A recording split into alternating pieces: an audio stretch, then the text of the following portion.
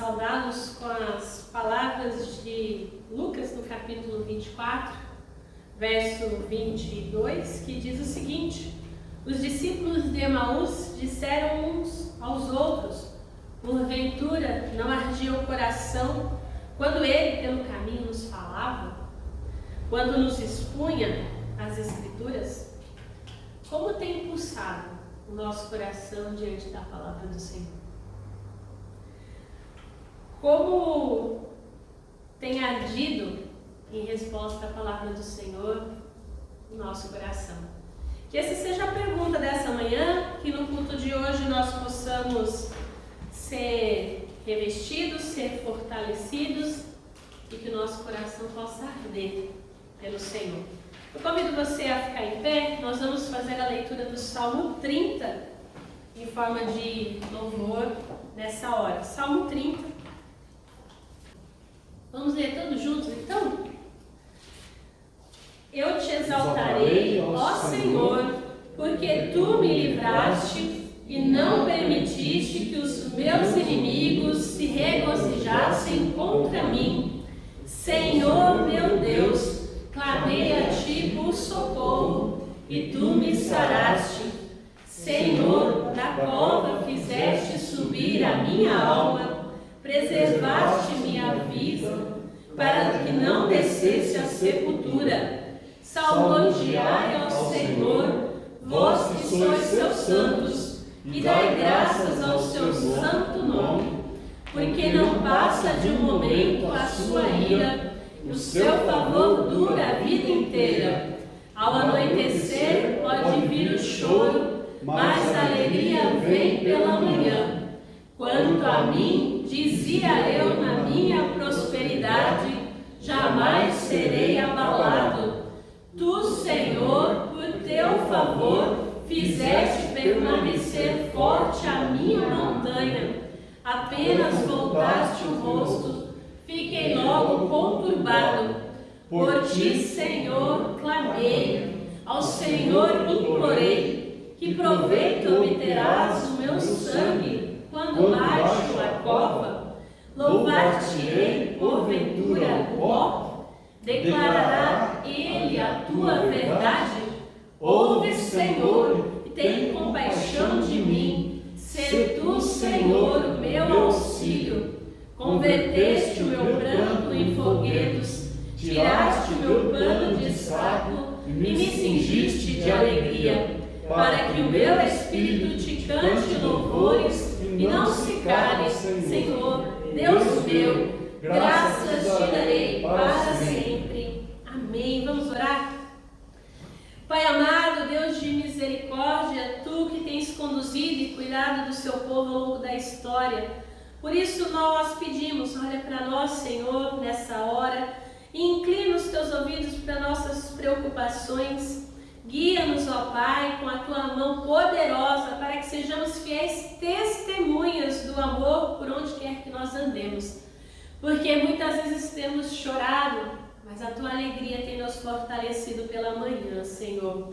Que nós possamos, nesse momento de culto, te louvar, te bendizer, te adorar, porque não há outro semelhante a ti, Senhor. Nessa hora nós te exaltamos, porque o Senhor é o nosso Deus e sempre que clamamos por socorro, o Senhor é um Deus presente. É na certeza de que tu estás conosco, que nos guarda de todo mal, Senhor. Que neste momento nós te rendemos graças, nós te adoramos e nós te bendizemos. Recebe esse culto como louvor, como adoração a ti e como gratidão no nome santo do Senhor Jesus. Amém. Amém. Você pode se assentar?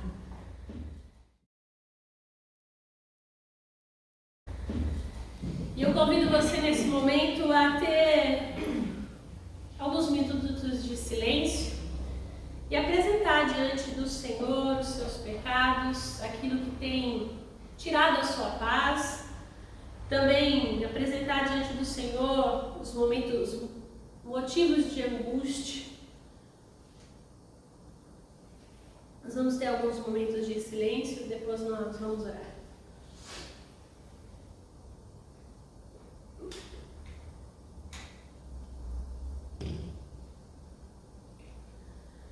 Amado Deus, tu nos sonda e nos conhece.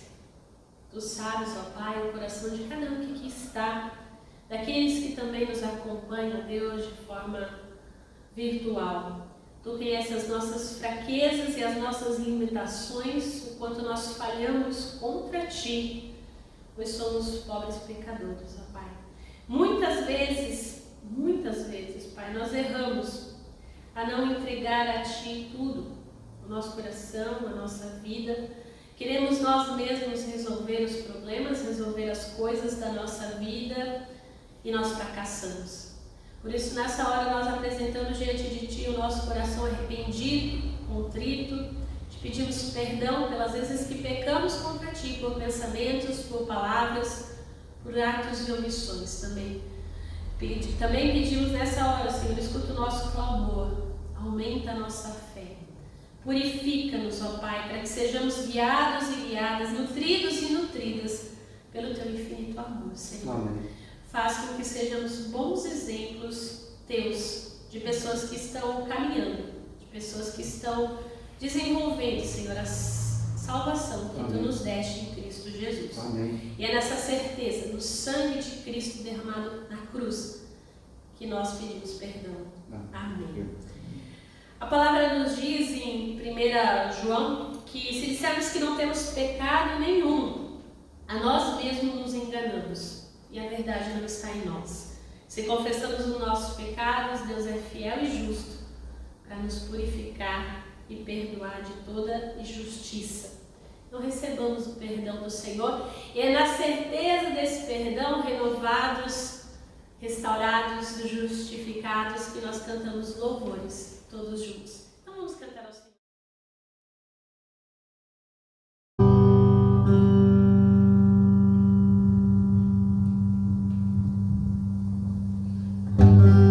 Senhor, minha vida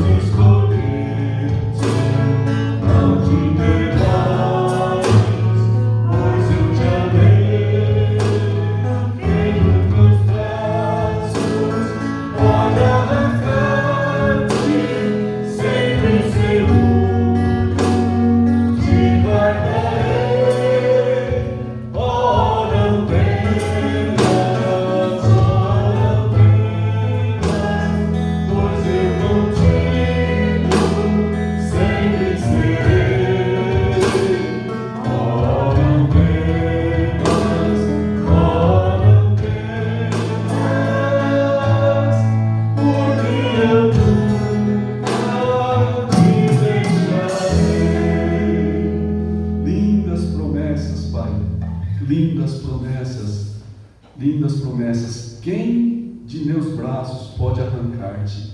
Ninguém. Porque seguro eu te guardarei. Lindas promessas que fazes para nós. Lindas promessas que nos dá paz no coração, nos dá segurança. Daí o nome desse sino, segurança do crente. Nós temos segurança em Ti. Tu és o nosso advogado, Tu és quem assegura todas essas coisas para nós. Ninguém pode arrancar-nos dos Teus braços. Nós te louvamos por isso. Nós te agradecemos por esse dia especial que temos aqui. Temos a celebração da ceia em memória de Jesus Cristo, o nosso Salvador. Pai, obrigado pela obra remidora das nossas vidas e da obra salvadora das nossas almas nesse mundo tenebroso. Espírito Santo de Deus que nos acompanha, que nos dá sempre a sabedoria, a sugestão de que caminho e das nossas escolhas que nós devemos fazer, Pai, para vivermos em paz contigo, em paz conosco, em paz com todos. Obrigado por tudo, abençoa o culto, abençoa a palavra, abençoa cada parte, Pai, em nome de Jesus. Amém. Você acha que a gente não ia orar para você de novo? Foi o que eu falei para você ontem. Eu falei, não, mas nós vamos orar de novo. E também entregamos uma lembrancinha para você.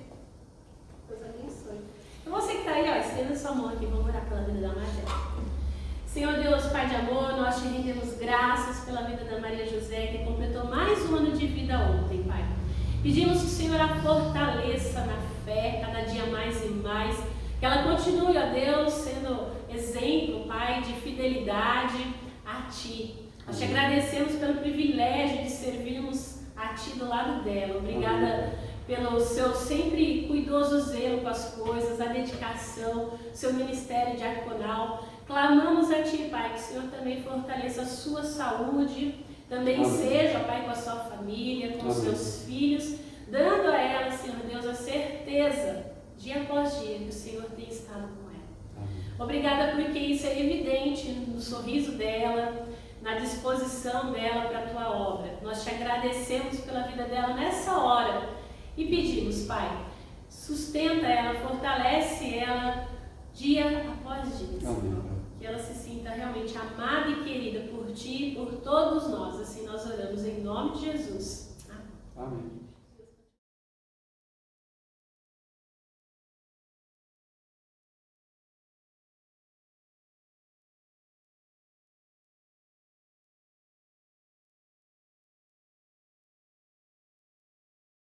Maio, mês da família. Eu convido você para juntos entrarmos em algumas casas de famílias da Bíblia, para juntos sermos transportados através de um túnel do tempo para revivermos algumas das cenas memoráveis que marcaram a história do povo de Deus. Como um mosquitinho na casa de algumas pessoas, ora seremos encantados, ora ficaremos decepcionados. Mas em tudo, nós seremos instruídos e encorajados a viver em família, para a glória de Deus, construindo nossas vivências e ressignificando as nossas memórias. Vem com a gente, todo domingo, às 10 horas da manhã, na Igreja Presbiteriana Independente, em São Carlos, na Avenida São Carlos, 2495, no centro. Espero por você e sua família. Então, 1 Samuel 2, a gente vai ler 2 versículos, mas eu gostaria de pedir para você não fechar a sua Bíblia, porque a gente, durante a mensagem, nós vamos ler outros textos. Então, 1 Samuel 2, do 12 ao 13. Eram, porém, os filhos de Eli, filhos de Belial, e não se importavam com o Senhor, pois o costume daqueles sacerdotes com o povo era que, oferecendo alguém sacrifício, vinha o moço do sacerdote, estando-se cozendo a carne com o garfo de 3 dentes na mão. Só que eu acho que não era esse versículo. Peraí, eu acho que eu fiz alguma coisa. Não, é isso mesmo. É que não é até o 13 só não. Peraí, vou começar de novo. Vamos continuar. E metia-lhe na caldeira, ou na panela, ou no tacho, ou na marmita, e tudo quanto o garfo tirava o sacerdote tomava para si. Assim se fazia a todo Israel que aí ali a Simeó. Também antes de se queimar a gordura, vinha o moço do sacerdote e dizia ao homem que sacrificava: dá essa carne para assar ao sacerdote, porque não aceitará de ti carne cozida, senão crua. Se o ofertante lhe respondia: queima-se primeiro a gordura e depois tomarás quanto quiseres, então ele lhe dizia: não, porém hás de me dar agora, senão tomar-lhe-ei à força. Era, pois, muito grande o pecado desses moços perante o Senhor, porque eles desprezavam a oferta do Senhor. Depois no 22. Era, porém, Eli já muito velho, e ouvindo tudo quanto seus filhos faziam a todo Israel, e de como se deitavam com as mulheres que serviam à porta da tenda da congregação, e disse-lhes: por que fazeis tais coisas? Pois de todo esse povo ouço constantemente falar do seu mau procedimento. Não, filhos meus, porque não é boa fama esta que ouço. Estai fazendo transgredir o povo do Senhor. Pecando o homem contra o próximo, Deus lhe será o árbitro. Pecando, porém, contra o Senhor, quem intercederá por ele? Entretanto, não ouviram a voz do seu pai, porque o Senhor os queria matar. Mas o jovem Samuel crescia em estatura e no favor do Senhor e dos homens. Aqui a gente poderia ler tranquilamente até o 4, mas eu quero que você deixe aberto que a gente vai falar algumas coisas sobre essa família. Então, maio é o mês da família. E aí a nossa ideia aqui é meio que ser um mosquitinho, entrar em algumas famílias e algumas histórias da Bíblia e refletir. E hoje a gente vai falar sobre o pai que não soube educar, que eu suponho que você já saiba que é Eli. E a gente leu 2 trechos aqui dessa história, mas depois, se você tiver tempo e quiser, ler os primeiros 4 capítulos de 1 Samuel. Eu vou deixar os irmãos à parte aqui um pouquinho sobre isso. Mas o fato é que nesse mês nós celebramos o mês da família, né? Então toda igreja presbiteriana celebra. E aí a nossa ideia aqui é trazer à memória famílias, situações, histórias que possam nos ajudar de alguma forma também na nossa caminhada de fé. Então a ideia dessa série de mensagens, né, a gente chama de cenas memoráveis. Então a primeira cena que a gente vai trazer aí é desse pai que não soube educar. É uma história triste, mas que acontece com bastante frequência. Então, a gente leu esses trechos para mostrar um pouquinho o que estava acontecendo. Então, o que a gente tem aqui? Parando para pensar. É muito triste quando uma família, aos poucos, vai se desintegrando. É triste, a gente não queria que essas coisas acontecessem. Principalmente quando os membros professam a fé em Jesus. Fato, né? Mas, infelizmente, isso tem sido um cenário cada vez mais repetitivo na nossa sociedade. Cada dia mais, as famílias cristãs, inclusive, têm vivido relações familiares assim despetaladas. Os motivos são diversos. Para a gente citar alguns, pode ser desajuste na sexualidade, pornografia, traições, crise financeira, briga, desentendimento, né? Chegando até agressões físicas, verbais, né? Aliás, ao contrário, verbais e físicas, frieza espiritual, insubordinação dos filhos, falta de afeto, de romantismo, de diálogo, inclusive. Enfim, a família pede socorro. Muitas famílias pedem socorro. E quando uma família pede socorro, um dos gritos mais comuns das famílias, né, é essa relação de pais e filhos. Quando essa relação se torna falha, quando tem algum problema de comunicação. E geralmente isso acontece...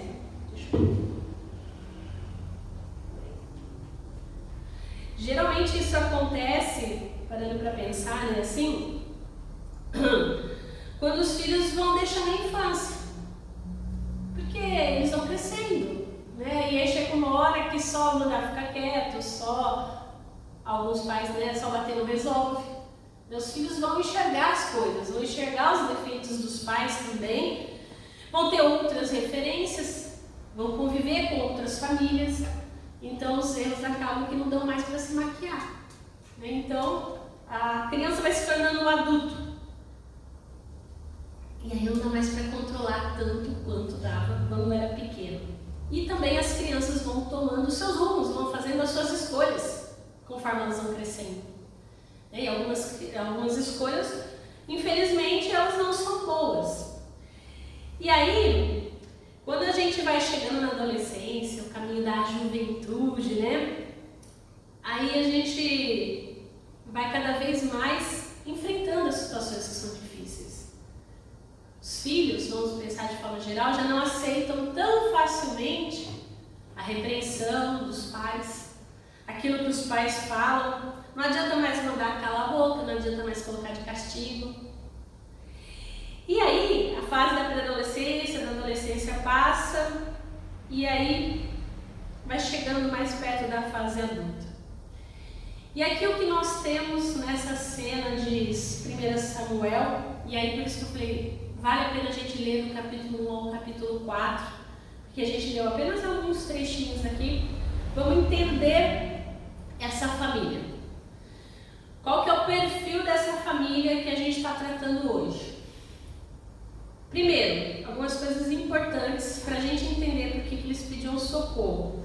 Eu não sei se você percebeu, mas se você ler os primeiros 4 capítulos e nenhuma vez, e aí aqui eu vou direto para os pontos que a gente quer trabalhar hoje, não se fala da mãe de Eli, dos filhos de Eli. Nenhum momento. Nenhum momento, diferentemente da mãe de Samuel, de Ana, que conta a história dela. Mas se você ler do 1 ao 4, não vai encontrar nada sobre a mãe dos filhos de Eli. Talvez ela tenha morrido, a gente não sabe, né? Talvez ela tenha sido tão insignificante que não vale a pena ser mencionado, não sei. Por quê? Esse dado é importante, porque quando você vê Samuel, se você lê a história inteira, você vai ver que Samuel é levado para o templo, que ele, então é um dos filhos de Eli, depois vamos pensar adotivo. Samuel é criado pela mãe até desmamar. A Bíblia deixa entender que ele era muito pequeno quando ele foi para o templo. Vamos pensar em algo em torno entre, eu imagino que entre uns 3, 4 anos de idade. Mais ou menos isso. Porque também uma criança muito pequena talvez não se daria bem num lugar, né, onde não tem a menção de uma mulher. E Samuel, no entanto, vai por outro caminho. Então, nesse sentido, a mãe tem um papel importante. Então, não se fala sobre a mãe desses meninos. Então, não é sempre, mas pode ter exceção. Então, a gente tem aqui uma exceção. A gente não sabe nada sobre a mãe desses meninos. Segundo, o pai Eli. Então, Eli era alguém que ocupava uma posição importante. Ele era sacerdote, certo? E juiz. Nós estamos aqui na época dos juízes, antes dos reis de Israel. Então, ele era sacerdote e juiz. Então, a sua posição em Israel fazia dele um homem respeitado e bastante ocupado. Então, ele também era um homem crente. Seu nome significava Yahvé, meu Deus, Eli. E é interessante que a gente vai vendo que, como líder espiritual, ele conseguiu algumas vezes ser sensível às manifestações do Senhor. Porque a gente não está falando de um sacerdote que não sabe quem é Deus. Ele sabe. Samuel tem um sonho, ele escuta chamar, aliás, a voz dele, Samuel, Samuel. E o que ele faz? Ele vai procurar Eli. O senhor está me chamando? Ele fala, não te chamei, volta a dormir. Aí ele volta, escuta de novo, Samuel, Samuel, e ele volta lá, o senhor me chamou? Não chamei. Da próxima vez que te chamar, pergunte, provavelmente pode ser o Senhor. Então ele sabia que Deus falava e que Deus agia. Então não era alguém ignorante nesse sentido, porque a gente pode pensar, ele era um sacerdote, mas já não ouvia mais. Não, ele tinha sensibilidade. E aí, ele já era um homem bastante idoso, com a saúde bem debilitada. Esses 4 capítulos deixam pra gente claro que ele tinha cerca de 98 anos. E ele sofria de cegueira e de obesidade. A cegueira provavelmente, aí vamos pensar, a gente hoje tendo todo o conhecimento, provavelmente por causa de uma diabetes, pode ser, né? Bem provável. E o fato é que o fruto da obesidade, enfim. Então, se a gente olhar, por exemplo, 1 Samuel 2:22, ele fala que ele já estava muito idoso. No 3:2 vai dizer que certa noite Eli, que estava quase cego, tinha ido se deitar. Em 1 Samuel 4:5-18 diz que Eli estava então com 98 anos, que ele não enxergava, que ele tinha sido juiz sobre Israel por 40 anos. Então era alguém que ocupava uma boa posição. E aí um dado curioso e intrigante, né? Será que o sacerdote e juiz aí foi um pai ausente? A gente não sabe. Aí a gente tem os filhos então, o Ofni e o Finéias, que é sobre quem esses textos tratam, e Samuel. Então os 2 filhos naturais de Eli, então, que são o Ofni e o Finéias, e Samuel, que era o adotado, que veio depois, né, que Deus operou um milagre em Ana, e Ana vai lá e entrega o filho para trabalhar no templo. Como era de costume na época, os filhos seguiram os passos do pai. Ele era sacerdote, os filhos também eram.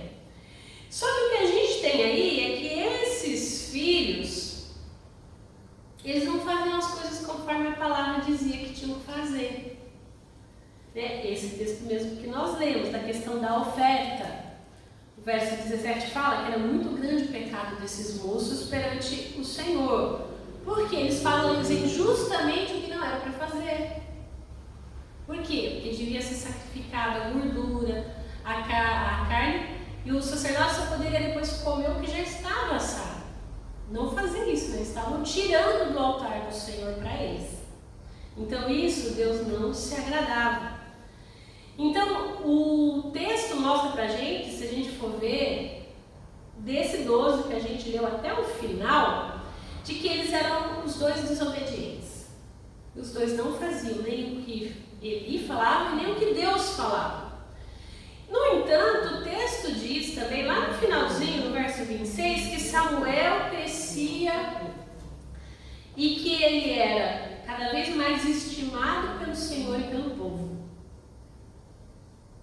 Filhos do mesmo pai, vamos pensar assim. Foi Samuel e não Ofni e Finéias quem se tornaram verdadeiros discípulos de Eli. Então vamos pensar nesse sentido, porque depois é Samuel que assume de fato o sacerdócio. É Samuel que depois vai ungir Davi rei. E a Bíblia fala do grande exemplo de Samuel, como sacerdote, como juiz diante do Senhor. Então a gente tem aí um perfil onde a gente tem dois filhos incrédulos, ímpios, imorais e insensíveis. E o final deles é trágico. 1 Samuel 4,10 vai dizer que então os filhos saíram para a batalha e Israel foi derrotada. A matança foi grande. 30.000 soldados israelitas morreram naquele dia. Os sobreviventes deram meia volta e fugiram para suas tendas. A arca de Deus foi tomada. Ofni e Finéias, os dois filhos de Eli, foram mortos. Que final triste. E esse final é tão trágico, né? Porque quando você lê o texto, a esposa de um deles está grávida, e quando ela escuta que eles morreram e que a arca ficou com os filisteus. Como assim? Ela na hora, ela estava grávida, ela deu à luz. E o nome que ela dá para o filho, no final ainda, ela fala que aqui ó, no último versículo do capítulo 4, e acabou, foi-se a glória de Israel. Então, eles não acreditam, porque a arca no meio do povo era a certeza da presença de Deus. E Deus estava tão chateado com essa família que ela tem esse final trágico. E quando ele recebe a notícia, ele também morre. Ele estava tão gordo, tão obeso, que ele cai de costas e quebra o pescoço. Que final triste. Que final triste para uma família. Então, vamos pensar então nos problemas dessa família, para que a gente possa tirar um exemplo de tudo isso. Porque é uma história triste. Entristece o nosso coração ver uma família também acabar assim, né? Apesar de toda a desobediência dos filhos de Eli, eles tinham tudo para acreditar, para obedecer, para seguir em frente, mas não acontece dessa forma. Vamos então analisar o que a gente pode tirar para nós, né, de tudo isso. Então, o perfil da família de Eli já revelou para a gente alguns problemas principais por eles enfrentados. Então, a relação de pais e filhos era falha, em algum momento ele falhou, porque ele chama esses filhos certa hora para conversar e falou: eu estou ouvindo isso de vocês. E fica por isso mesmo. E aí, vamos pensar, diante de tudo isso, será que ele não soube ou não quis ver os problemas dos filhos? Então, a reação de Eli diante do relato da morte dos filhos e do roubo da arca dos filisteus, e aí eu quero que você, vamos abrir e vamos ler, 1 Samuel 4, de 12 a 18. Revela algo de errado no coração daquele pai, porque parece que ele nunca soube ou nunca quis ver os seus filhos. Olha lá. Então ocorreu um homem de Benjamim saindo das fileiras e no mesmo dia chegou a Siló. Trazia rasgadas as vestes e terra sobre a cabeça. Quando chegou, ele estava sentado numa cadeira ao pé do caminho, olhando como quem espera, porque o seu coração estava tremendo pela arca de Deus. Depois de entrar o homem na cidade e dar as novas, toda a cidade prorrompeu em gritos. Eli, ouvindo os gritos, perguntou: que alvoroço é esse? Então se apressou o homem e, vindo, deu as notícias a Eli. Era Eli da idade de 98 anos e seus olhos tinham cegado e já não podia ver. Disse o homem a Eli: eu sou o que saí das fileiras e delas fugi hoje mesmo. Perguntou-lhe Eli: que sucedeu, meu filho? Então respondeu o que trazia as novas e disse: Israel fugiu diante dos filisteus. Houve grande morticínio entre o povo, e também os seus dois filhos, Ofni e Finéias, foram mortos e a arca do Senhor foi tomada. Ao fazer ele menção da arca, caiu ele da cadeira para trás, junto ao portão, e quebrou-lhe o pescoço e morreu, porque já era velho e pesado. E havia ele julgado a Israel 40 anos. Ele parecia estar mais preocupado com a religiosidade que ele nutria pela presença da arca no templo do que com a saúde e a vida dos seus filhos. Não sei se você percebeu isso. Já a nora de Eli, a gente não leu, mas depois você pode continuar a ler, a esposa de Finés, ela parece que ela tinha compaixão das pessoas. Porque, continuando, estando sua nora, a mulher de Finés grávida e próximo ao parto, ouvir estas novas de que a arca do Senhor fora tomada e de que seu sogro e seu marido morreram, encurvou-se e deu à luz perante dores que lhe sobrevieram. A expirar disseram as mulheres que assistiam: não temas, pois tiveste um filho. Ela, porém, não respondeu nem fez caso disso, mas chamou o menino Icabude, dizendo: foi-se a glória de Israel. Isto ela disse porque a arca do Senhor foi tomada e por causa do seu sogro e do seu marido. E falou mais, foi-se embora a glória de Israel, pois foi tomada a arca de Deus. Não dá para saber, mas o fato é que o texto acaba mostrando para a gente que ele não se preocupou muito com seus filhos, estava preocupado com a arca. Porque sem a arca não dava para ter culto, não dava para fazer nada no templo. Então talvez ele não soube, ou ele não quis ver o que os filhos faziam ou não faziam. A gente não sabe. Será que ele não soube, ele não soube ou ele não quis agir? As pessoas tentaram advertir ele, mas ele parece que nunca deu ouvidos a ela. Parecia que ele dizia: não, meus filhos não. Você já deve ter ouvido muita gente assim, né? Meus filhos não fazem isso. Imagina, se você olhar antes no capítulo 2, várias pessoas já tinham falado que esses filhos estavam fazendo as coisas erradas. E ele temia mais os homens do que a Deus. Ele só agia quando a pressão popular se tornava forte demais. E até parece indicar que ele usava sua influência sobre os juízes sempre que ele precisava livrar a pele dos filhos. Então fazia o necessário para ficar bem.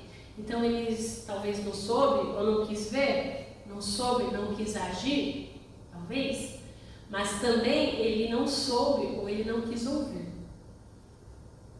Por quê? Porque é advertido. No capítulo 2, a gente vai ler do 27. A partir do 27, veio o homem de Deus a Eli e disse: assim diz o Senhor, não me manifestei na verdade à casa de teu pai. Estando os israelitas ainda no Egito, na casa do faraó, eu o escolhi dentre todas as tribos de Israel para ser o meu sacerdote, para subir ao meu altar, para queimar o incenso e para trazer a escola sacerdotal perante mim, e dei à casa de teu pai todas as ofertas queimadas dos filhos de Israel. Todas as ofertas queimadas. Lembra que eles estavam tirando carne do altar antes de queimar? Continuando. Por que pisais aos pés os meus sacrifícios e as minhas ofertas de manjar, que ordenei, se me fizerem na minha morada? E tu, por que honras os teus filhos mais do que a mim, para tu e eles vos engordarem nas melhores de todas as ofertas do meu povo? Portanto, disse o Senhor Deus de Israel: na verdade, dissera eu que a tua casa e a casa do teu pai andariam diante de mim perpetuamente. Porém agora diz o Senhor: longe de mim tal coisa, porque aos que me honram honrarei, porém os que me desprezam serão desmerecidos. E aí ele continua fazendo a advertência para Eli. Então Eli não quis ouvir. Deus tinha falado com ele. E depois, eu falei de Samuel, no capítulo 3, Deus vai falar para Samuel justamente o quê? Olha no verso 15 do capítulo 3. Ficou Samuel deitado até pela manhã, e então abriu as portas da casa do Senhor, porém temia relatar a visão a Eli. Chegou Eli a Samuel e disse: Samuel, meu filho. Ele respondeu: eis-me aqui. Então ele disse: que é que o Senhor te falou? Peço-te que não me encubras, assim Deus te faça o que é bem e lhe aprouver, se me encobrires alguma coisa de tudo que te falou. Então Samuel lhe referiu tudo e nada lhe encobriu. Tudo o quê? Que Deus não estava satisfeito com Eli e com a sua casa. Depois você lê com mais calma o capítulo 3 todo. Eu vou deixar uns para você ler. Então a gente vê que o que? Os filhos faziam o que queriam, mas Eli fazia vista grossa. O povo falava, mas ele não agia. Até Deus exortou, mas ele não ouviu. Ele preferiu entregar os pontos.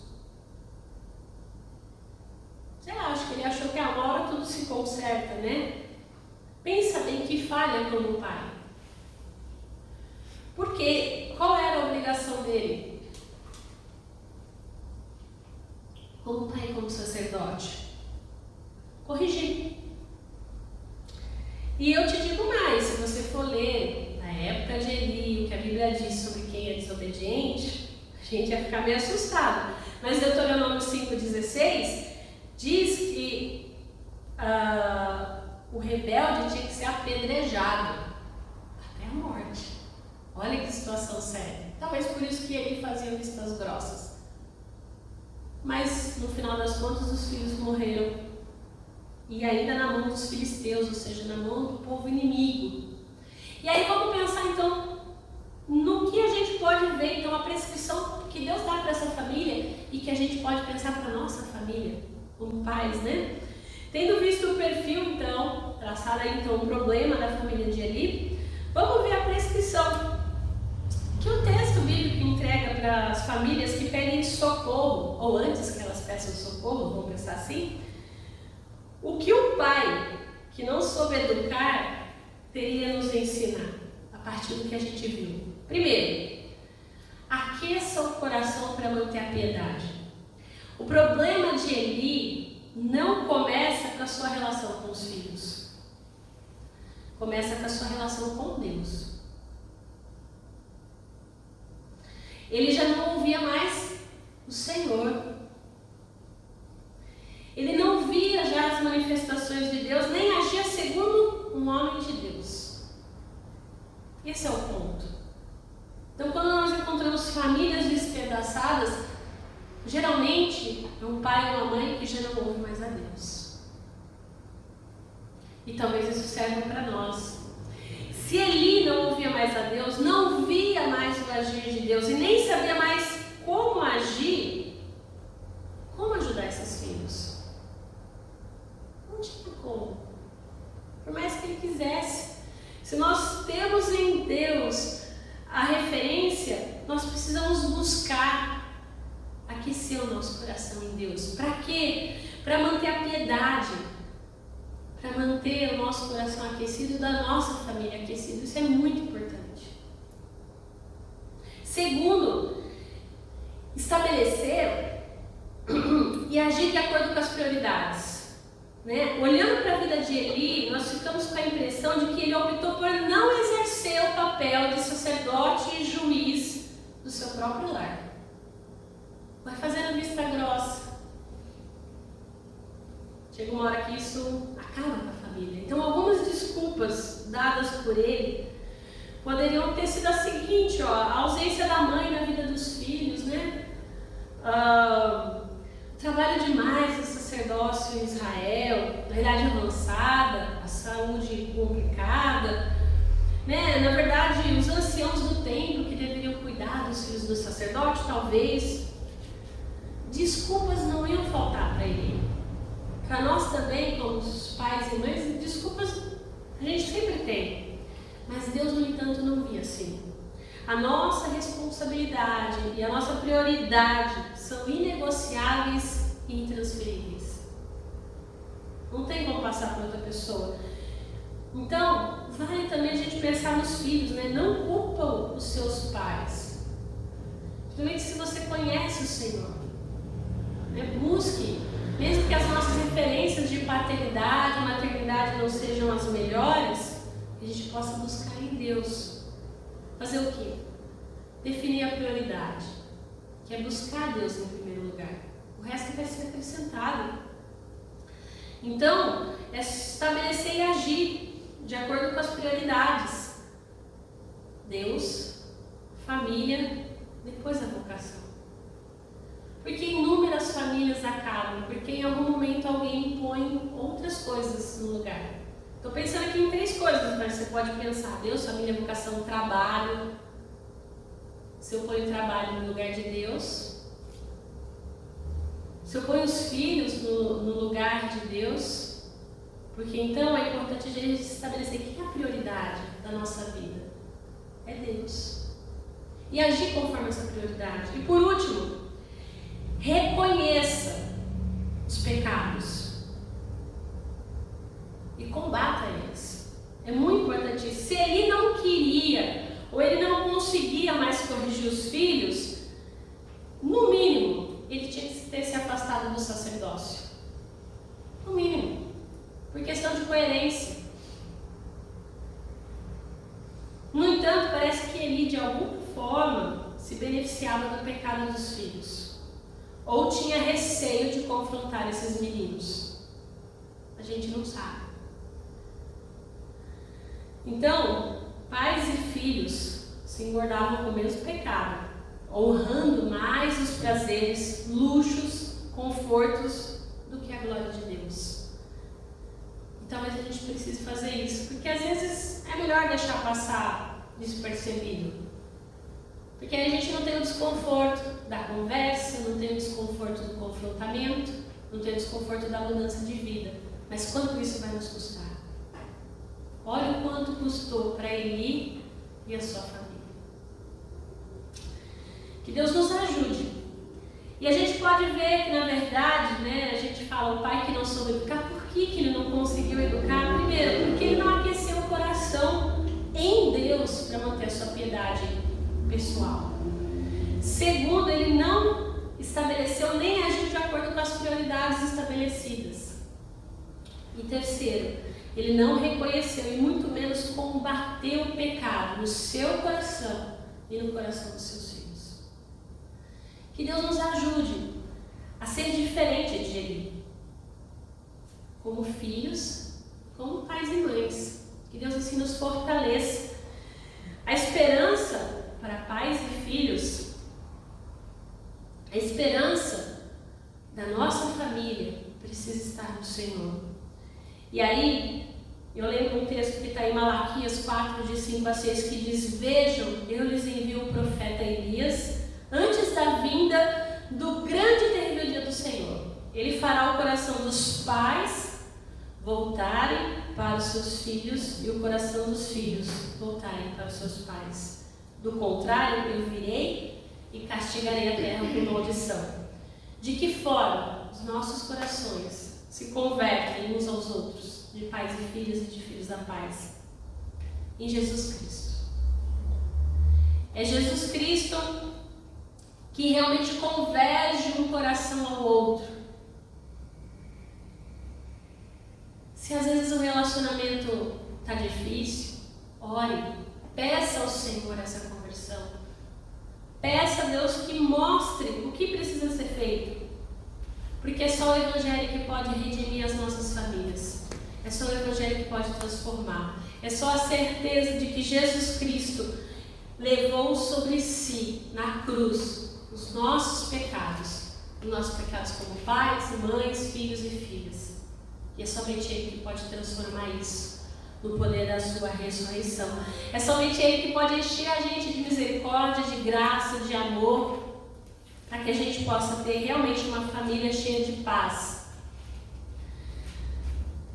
A solução para esse pai que não soube educar estava dentro do templo que ele servia, que era o próprio Deus. E ele não viu, ele não percebeu. Que Deus nos ajude a não ser como Ele. Que a gente possa buscar em Cristo Jesus a conversão. E que a gente possa realmente saber educar, que a gente se volte um ao outro, Que Deus nos fortaleça no relacionamento entre pais e filhos. Nunca é tarde. Cristo está sempre ali para transformar tudo, toda a dor em amor e fortalecer a vida da gente, dos nossos queridos. Que assim seja. Eu queria orar por você. Vamos ficar em pé? Senhor, nós, nesse momento, pedimos a Deus pelas nossas famílias. Senhor, seja conosco. Pai, em nome de Jesus, aqueça o nosso coração de piedade, de amor, de graça. Como pais e filhos aqui nós pedimos, Senhor. Deus de amor, também te pedimos, ó Deus, que nós possamos estabelecer o Senhor como prioridade única e exclusiva das nossas vidas. Porque nós sabemos que assim tudo mais será acrescentado. Nós confiamos em Ti. E Senhor, nessa hora, reconhecemos que muitas vezes pecamos. E aqueles pecados, ó Deus, que nos impedem de vivermos em família, que o Senhor nos mostre, que o Senhor transforme e que o Senhor nos dê a direção. Assim nós clamamos nessa hora, no nome de Cristo Jesus. Amém.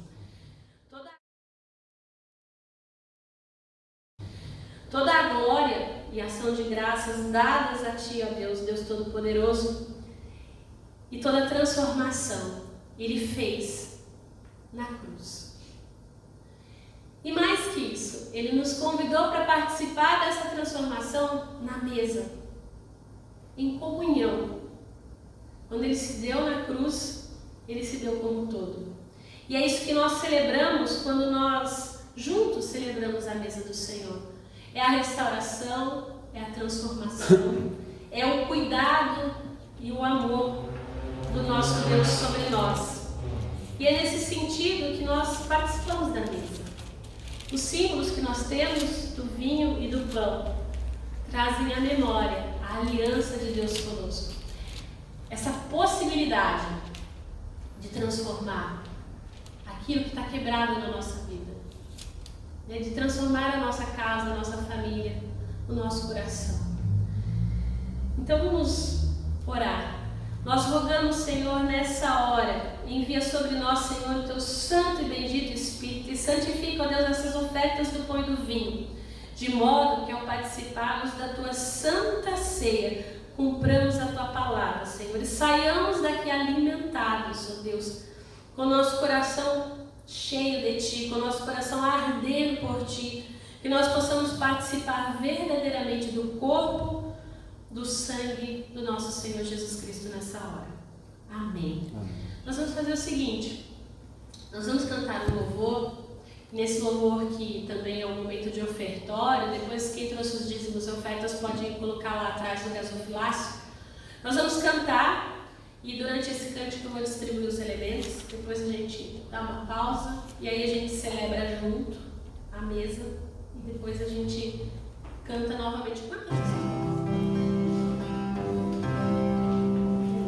109. 1 e 2. Conta-me a história de Cristo, cada meu coração. A linda história inaudita de graça, paz e perdão. Conta como Ele encarnado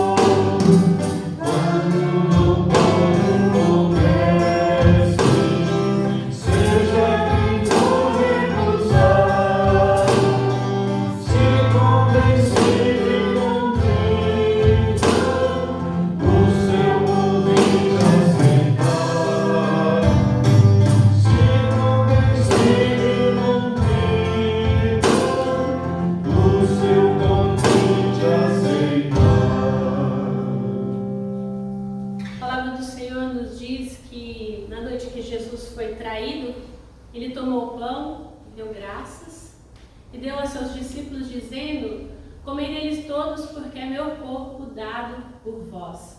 De semelhante modo, após haver ceado, ele tomou o cálice e disse que esse é o cálice da nova aliança, que era feito por ele na cruz em favor de nós, e que todas as vezes que nós bebêssemos, nós fizéssemos isso em memória dele.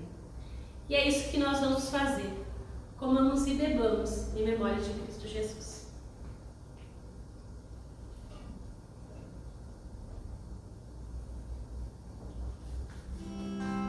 Conta-me quanto bom sobre a cidade chorou, pois orgulhosa e rebelde o seu amor rejeitou. Conta como ainda chora sobre os que seguem o mal.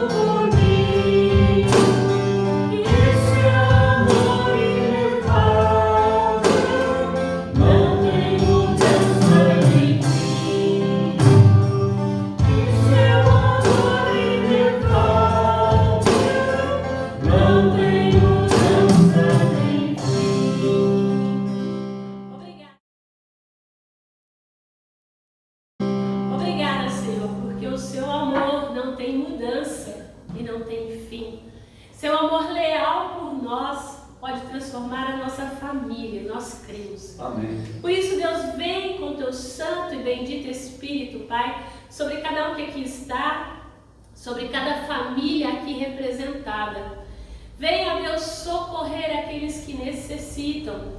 O Senhor sabe das necessidades de cada casa nesse momento, por isso clamamos a Ti, Senhor. Dá que o nosso coração esteja firme em Ti, para que possamos louvar e bendizer ao Teu nome também na nossa casa, Pai. Deus eterno e poderoso, nós achegamos a Ti nessa hora para agradecer também. Agradecer porque até aqui o Senhor tem estado conosco. Te agradecer pelo Teu imenso amor por nós e é na certeza desse amor que também entregamos nessa hora, Senhor, a vida dos nossos queridos. Te pedimos pela saúde da Dona Heloína, ó Deus, do seu Pedro. Pedimos, ó Pai, também que o Senhor fortaleça todos os trabalhadores, ó Pai, hoje que é dia do trabalho, um dia, ó Deus, separado para refletirmos sobre aquilo que nós fazemos. Que nós possamos tudo aquilo que nós fazemos, fazer como se fosse para o Senhor e não para homens, ó Deus. Que nós possamos glorificar o Teu nome através das nossas mãos, do nosso trabalho. Amém. Nessa hora também, Senhor, nós colocamos diante de Ti, Pai, a vida da família missionária. Deus abençoe o Tiago, a Suzana. Nós Te louvamos pelo aniversário do Samuel, seja também com o Timóteo e a Esther. E também Te agradecemos pelo aniversário, ó Deus, da Mazé, também da Cris, ó Pai. Fortaleça cada uma dessas irmãs com graça, com misericórdia, que elas se sintam sempre amadas e queridas por Ti, Senhor. Também pedimos, ó Deus, pelo fim da pandemia, Te pedimos pelo fim da guerra, ó Deus, na Ucrânia e na Rússia. Pai, o Senhor é poderoso para fazer muito mais do que nós cremos ou nós pensamos. Por isso nós pedimos também, envia trabalhadores para essa obra. Amém. Que aqui no coração de São Carlos nós possamos louvar e bendizer o Seu nome, Senhor. Assim nós oramos. E tudo aquilo mais que precisamos e necessitamos, ó Pai, que não sabemos como falar, entregamos a Ti nessa hora, através da oração que o Teu Filho Jesus nos ensinou, dizendo: Pai nosso que estais nos céus, santificado seja o teu nome. Venha o teu reino. Seja feita a tua vontade, assim na terra como nos céus. O pão nosso de cada dia nos dai hoje. Perdoa as nossas dívidas, assim como nós perdoamos aos nossos devedores. E não nos deixes cair em tentação, mas livra-nos do mal, pois teu é o reino, o poder e a glória para sempre. Amém. Irmãos e irmãs, recebam a bênção, que a graça do nosso Senhor Jesus Cristo, o amor de Deus Pai, a comunhão e a consolação do Espírito Santo seja sobre você, sobre a sua família e sobre todo o povo de Deus espalhado pela face da terra, hoje e sempre. Amém. Santo Espírito